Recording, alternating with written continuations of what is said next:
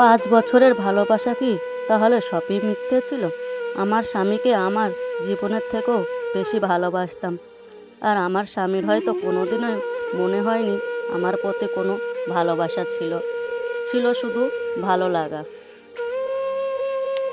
বিয়ের 6 মাস যেতে না যেতেই শুরু হয়ে যায় শ্বশুরবাড়ির অত্যাচার। নিজের স্বামী যদি পাশে না থাকে তার তো আর কোনো শত্রুর প্রয়োজন হয় না। যাদের স্বামী ভালো, সত্যি তাদের কপালটা খুব ভালো। নিজের দুঃখ কষ্টের কথা কখনো আমার বাবার বাড়ির কাউকে জানায়নি, কারণ ভুলটা তো আমারই।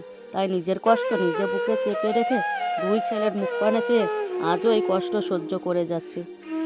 আমার স্বামী অনেক রাত করে বাড়ি ফিরত, তখনও বুঝতে পারিনি যে ও অন্য নারীতে আসক্ত। বিয়ের 2 বছর পর জানতে পারলাম আমার স্বামী অন্য নারীতে আসক্ত।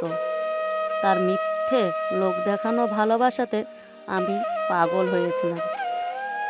নিজের বাবা মায়েরও কথা শুনিনি।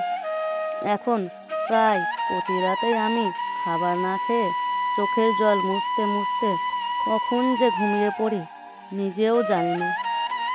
একদিন আমার বড় ছেলে খুব অসুস্থ, হাতে একটাও টাকা নেই ডাক্তার দেখানোর জন্য।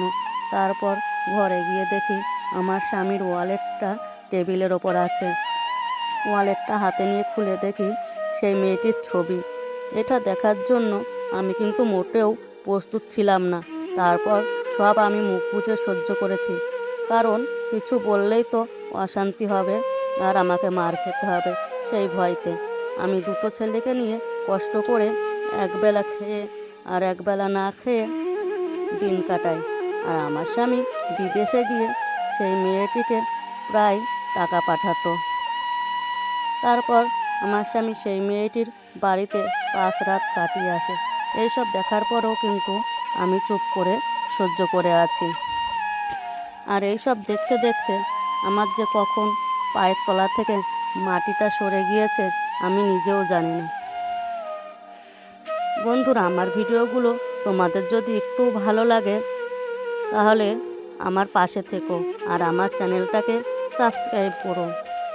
আর জানাবো তোমাদের সঙ্গে আমার জীবনের গল্প, অনেক অজানা দুঃখ কষ্ট ভালোবাসা ভালো লাগা অনেক রকমের গল্প।